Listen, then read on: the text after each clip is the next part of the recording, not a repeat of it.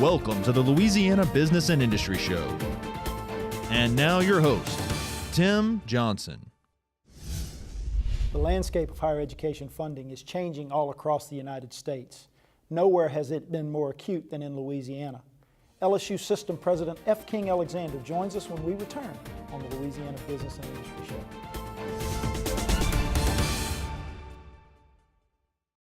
Since 1919, we've designed and constructed hundreds of industrial plants, roads, ships, dams, and executed some of the most complex jobs in the world. In fact, our quality and dependability are legendary.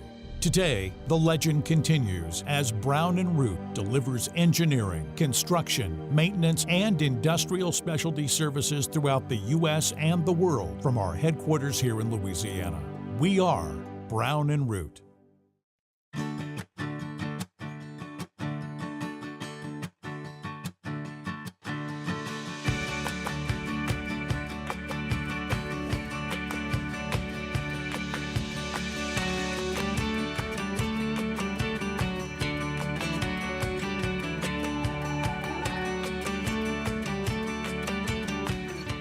In Baton Rouge, see your good neighbor State Farm agent Brady Flavin for your insurance and financial needs. For over a quarter century, Kelly's has operated with honesty, integrity, and above all, safety. Kelly's features a fleet of quality equipment operated by dedicated, safety-minded employees skilled in land clearing, above-ground right-of-way maintenance, vegetation control, station yard and manned facility maintenance, above-ground pipeline support, and more. Kelly's Industrial Services, where pipeline right-of-way maintenance gets done right. Consumers and property owners with construction projects can have a successful result or regretful experiences that could have been avoided. Before any construction project, verify licensure of the contractor and check references. Scammers will claim to be insured or bonded, so always check first. Download our app, LA Contractor, from the Android or Apple Store. Visit our website, lacontractor.org, or contact the Louisiana State Licensing Board for Contractors. We're here to help before things go wrong. Hire a licensed contractor. It's the law.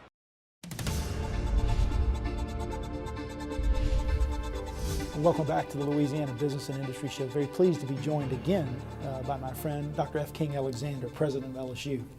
Welcome. Thank you. It's great to be back. Well, we got a lot to talk about, right? Because now you have spent just about the entirety of your time here dealing with the legislature, dealing with budget cuts, dealing with issues, fiscal issues. So let's get started by sharing with our viewers a big picture overview of where LSU stands, not necessarily from a budget standpoint now, but let's talk about institutions, faculty, number of students. Give us a snapshot. It's quite remarkable how well our university has been able to sustain what we've achieved. We just graduated our largest graduating class, largest female graduating class, African American graduating class, Latino, Hispanic graduating class, low-end first-generation student graduating class, and at a time when we've spent the last 9 years and we've gone through 15 budget cuts.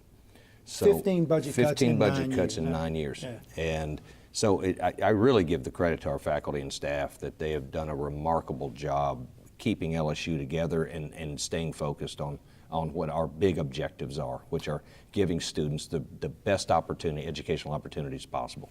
How many students total in the system now? The system is about 44,000. We've got about 34 on the main campus and 10,000. We've got 4,000 medical students in Shreveport and New Orleans, 3,000 in New Orleans, 1,000 in Shreveport.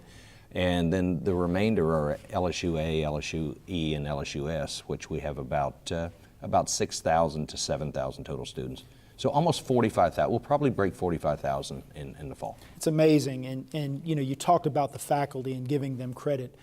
And they've done that. They've sustained LSU, this great university, through very difficult times when I would have to suspect that facing constant budget cuts, constant faculty reductions, the pressure and the morale must be significant issues. They're both significant issues, and both the pressure and the morale. We've had faculty leave for other institutions because they've had enough.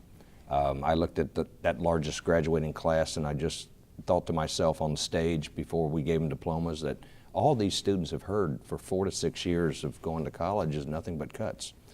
And we've lost a lot of very good faculty. A lot of federal research dollars have gone with them. And the interesting thing about higher education is that the immediate impact of cuts doesn't occur the next year. It is about a 5-year lag effect, 5 to 10-year lag effect. And I'm concerned that that lag effect is starting to kick in now, because we have gone through almost a decade of reductions, and we're down 300 faculty, net faculty, from where we should be. We're down 1,500 staff members from where we should be.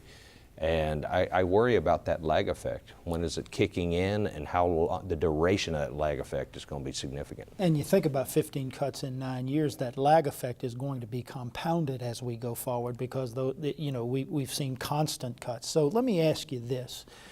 I understand clearly that it must be difficult to focus on big picture vision when you're fighting these fires on a daily basis.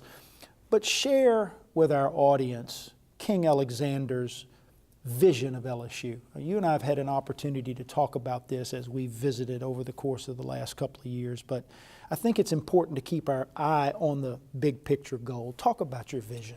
Well, people have to realize, and some people take it for granted, that LSU is really the Ohio State of the South. I mean, we're Auburn and Alabama put together. We're Florida and Florida State put together in terms of academic programs. We have Arkansas's veterinary medicine program. They send students to us. So the opportunities are endless with LSU, and there are only 2 public universities in this country known by their initials. It's UCLA and LSU. And everybody knows us from Alaska to Maine. And our network is everywhere. Our brand is everywhere. Our capacity to do great things is endless as an institution. We're a land grant, sea grant, and space grant university, of which there are very few universities in the country that can claim that. And our graduates are among the best in the country. We may be 46 out of 50 flagships in what we spend per student, but we're 22nd in mid-career earnings and 28th in starting salaries. And very low from a debt perspective once someone gets out of LSU, right? And that's one reason we worked the value proposition. The value. Right. Now, higher ed is getting into a value issue, because a bunch of the private news magazines have never said what happens to the graduates. We have been working on showing what happens to graduates, which is why we worked with the White House and Department of Education to put together the college scorecard. What we discover when people do a fair analysis, of which I just spoke to a bunch of our parents at orientation, what they want to know is what happens at the end of all this. Well, only 1 out of 3 students walks out with any debt at LSU. The national average is almost 80%. The debt that those students, 1 out of 3, have is less than half of the national average. At the same time, the starting salaries are better than Chapel Hill's. Starting salaries are better than Penn State, Ohio State, Wisconsin, Minnesota, Iowa, Iowa State, Oregon. So the value principle is indeed our greatest asset. And the more we talk about what happens to our graduates and compare that, that's the scoreboard that I like to pay attention to, is how well we rank among our graduates, because our scores are very, very high. Well, and if you talk to any business leader, they will tell you that return on investment, that value proposition is what they're looking for too. We've got about a minute and a half left in this segment, so I want to ask you this. For those of us who are engaged and paying attention, the answer is obvious. But in about a minute, tell us why a world-class LSU is so critically important to Louisiana, its population, and its economy. The value of an LSU is quite frankly, the unique value of LSU is that we only get about $200 million from our state. But because of our medical schools and the fact that we do so much for so many, our ag centers in every parish, we generate about $500 million for this state in federal grants and outside grants and private contracts that come to us to do everything from coastal research to discovering the gravitational wave over in Livingston Parish. Amazing discovery, right? Which is going to win a Nobel Prize in physics. And our students were involved in that.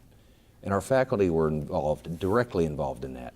So all of these things, we have a world-class university with world-class faculty and staff. We do not want to become a training program for other universities. And that's what we risk. So let's take a break and then come back and let's dive into some of these budgetary issues that you have faced since you've been here and you are currently facing as this special session goes on. We're visiting with F. King Alexander, the president of LSU, and you're watching the Louisiana Business and Industry Show.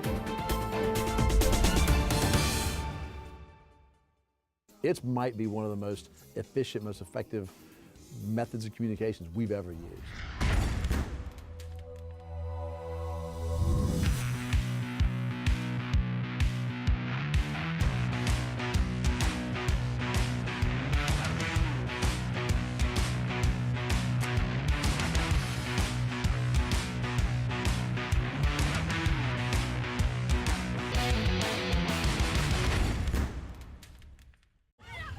What if I said that the American dream is alive and well, and that it exists for anyone willing to build it?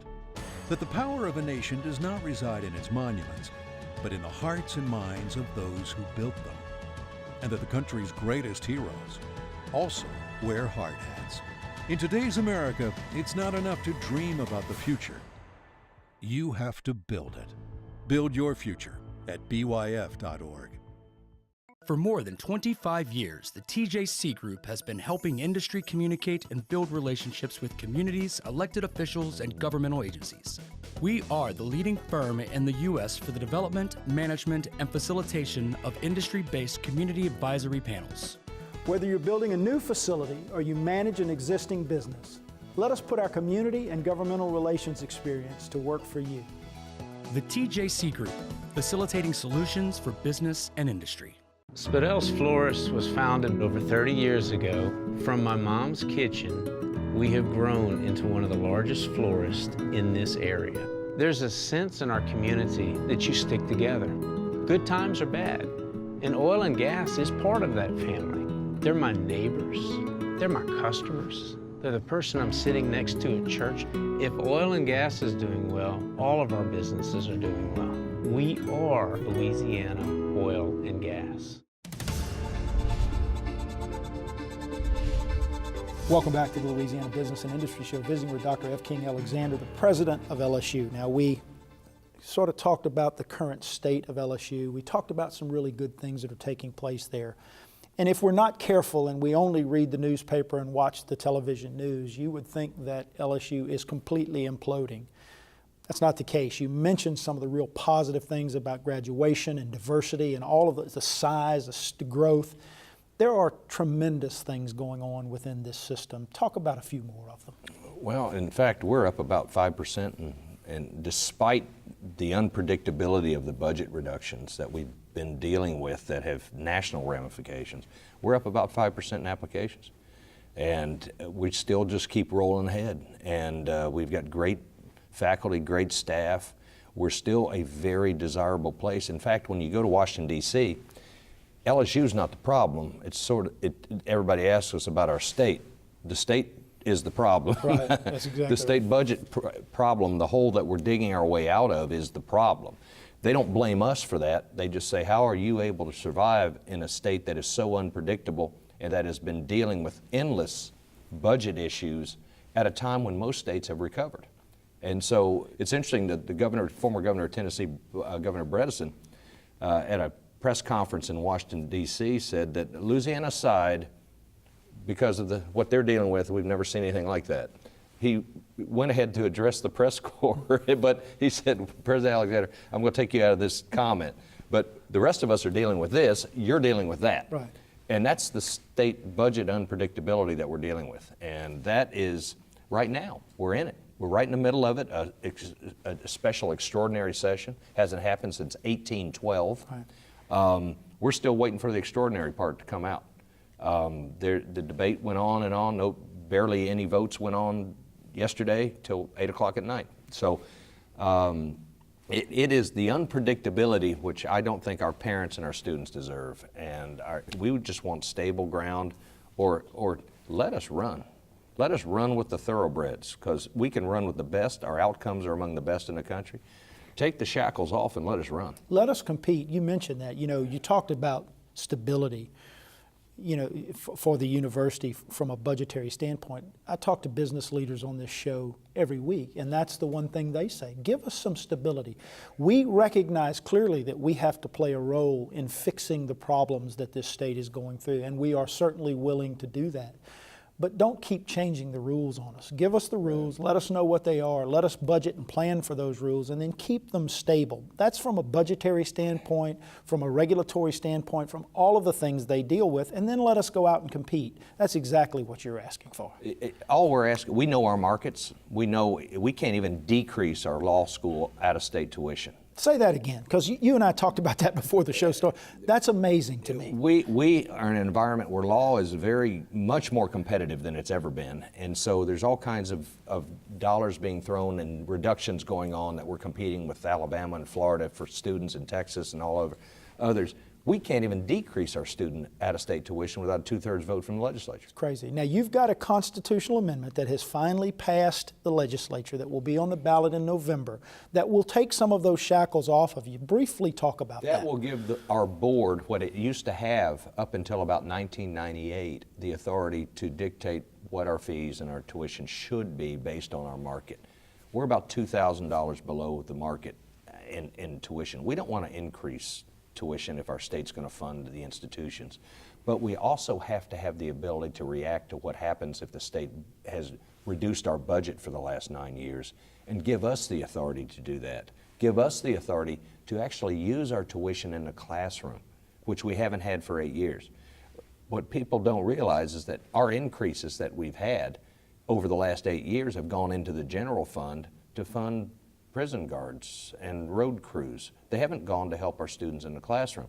Just give us the authority to use our tuition and to predict our tuition, to make it more predictable for our families and our students, and to use it in the classroom. That's all we're really asking for in November.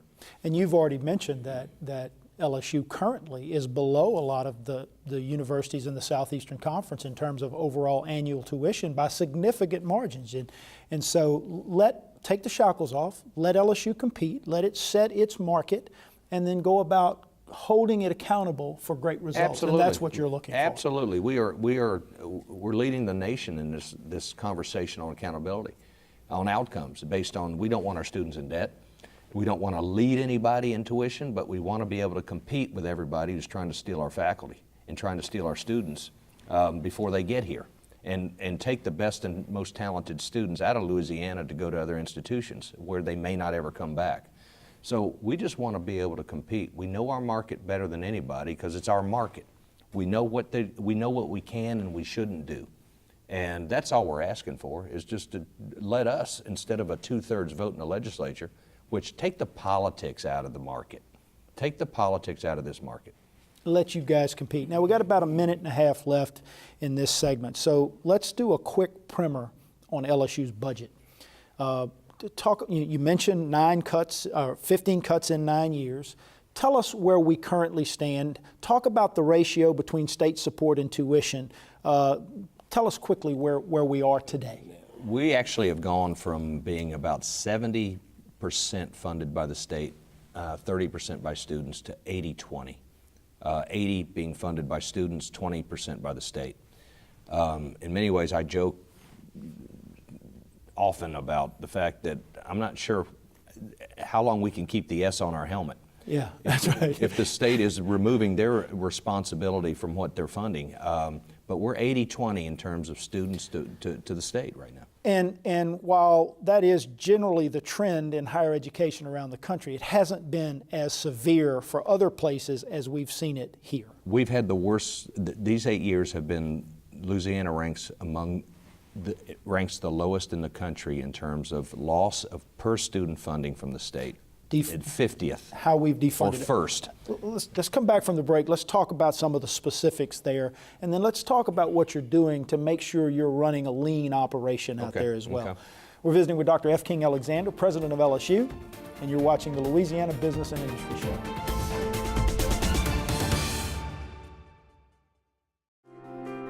Tim Johnson here for Gulf Coast Occupational Medicine. With some of the most knowledgeable and hardest working medical professionals in Louisiana and 8 convenient locations in Greater Baton Rouge, Gulf Coast provides injury management, physical exams, medical surveillance, and substance abuse testing. Once you know the folks at Gulf Coast, you'll realize they are your best option to protect your safety record and your bottom line. Gulf Coast Occupational Medicine. Ride the wave to safety. For more than 20 years, the TJC Group has been helping companies assess their training needs and to develop programs that improve the effectiveness and productivity of their teams. Training doesn't have to be expensive or complicated. Let us put our experience and expertise to work for you. The TJC Group, facilitating solutions for business and industry.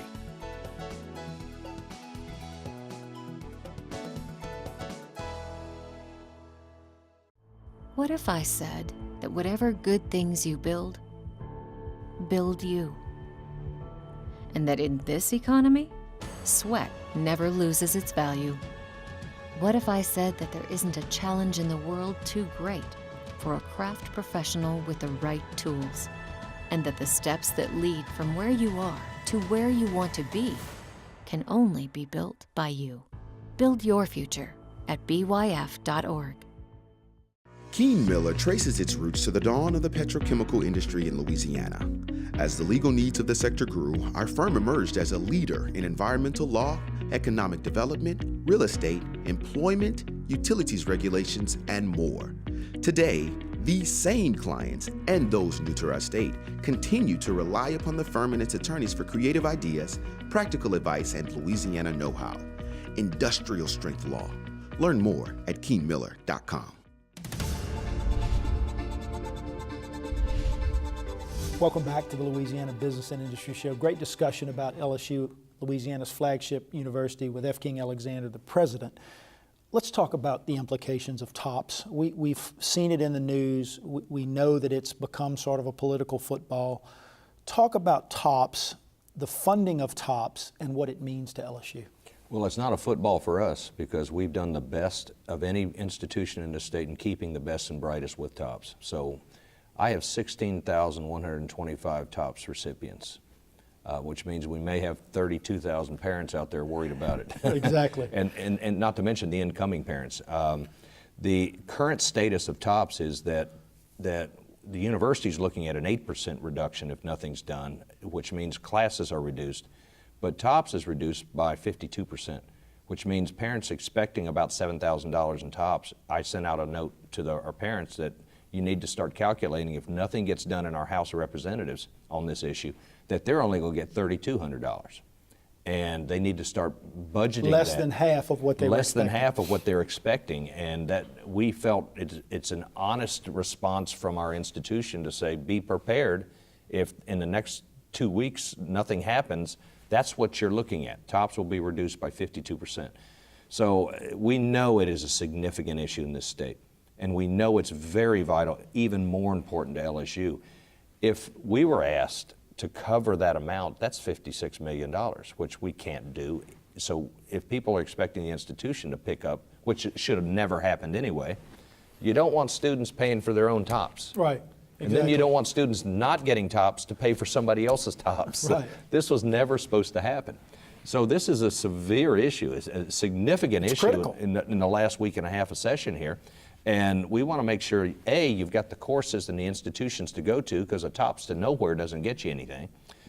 We need to fund our institutions, but also we need to fund what we promised these students and parents, what they're counting on, what they budgeted for. And we've got about a week and a half to make sure this happens. Be interesting to see how that plays out. Now, I wouldn't be doing my job responsibly if I didn't ask you this question. You know, we hear both sides of the coin, right? We hear that Louisiana doesn't have a revenue issue, it's got a spending problem. Others say it's reversed. I've heard voices out there saying, oh, you know, higher education's bloated anyway. That's not really the case at LSU. I mean, you've been through, as you mentioned, 15 budget cuts in 9 years. Reassure the business community that LSU is doing everything it can to run an efficient operation out there. Well, it's a great question because there are very bloated institutions throughout the United States, and that's one reason why we put that college scorecard in. Right. Why are you charging $70,000 a year when your outcomes are no better than an institution charging $7,000? But more importantly, Of the 50 flagship universities using our flagship campus, of the 50 flagship universities in this country, if you put all our money together and you basically break it down in per student spending, we're 46 out of 50. We're below Mississippi. We're below everybody in the SEC. Say that again. Below Mississippi, below everybody else in the SEC. We spend less than anybody else in the SEC, virtually everybody, maybe one, maybe Arkansas, I think, but we spend less. And I just left a bunch of parents at orientation. I don't want to come to them and say, you ought to come to LSU because we'll spend less on your son and daughter than anybody else in the United States. That's, where do you go when they say do more with less when you're already at the bottom? Right. And all we're asking for is just get us to the median. Just get us near the middle, because we're already outperforming. We're out punching our weight. Just get us a little more support, because we'll overperform. We're overperforming. You've proven that you can do that already with some of the things you mentioned earlier in the show. That take the shackles off. Let us go compete. Let us have, if you're not going to fund us from the state, let us fund ourselves. But let us get closer to the point where these other institutions are, so we can compete. Got about 2 minutes left. I got two things I want to ask you about. The first is, what's the best case scenario coming out of this special session for LSU? Look into your crystal ball. What do you believe will happen? Give us our base funding back where we were, and let us run. And let us do some things that we know we need to do in the market. That's decrease out of state.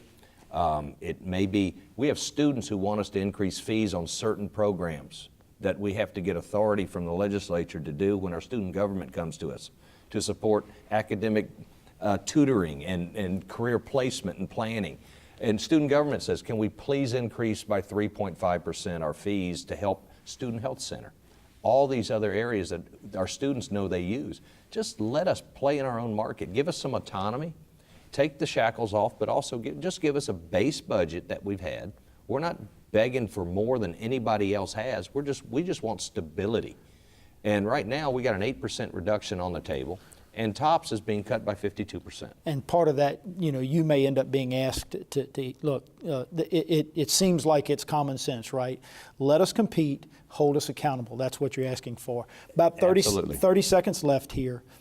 Your message to the business community.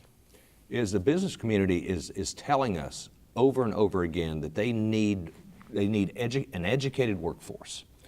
And all the businesses that don't come to Louisiana don't come because we rank 49th or 48th in education, in our educational attainment. I would say to the business community, just help us, like they did with the Taylor building and our engineering building, where they helped us raise $55 million. We're building the largest engineering facility in the United States, square footage, and opening it in the fall. It's going to be a great thing. Listen, we're running out of time. Thank it's you. Always great to have you. We're going to keep an eye on it. Back. Listen, keep fighting the good fight. Thank you. Thank you. That's a wrap, guys. Thanks for joining us. Join us again next week at this very same time for another edition of the Louisiana Business and Industry Show.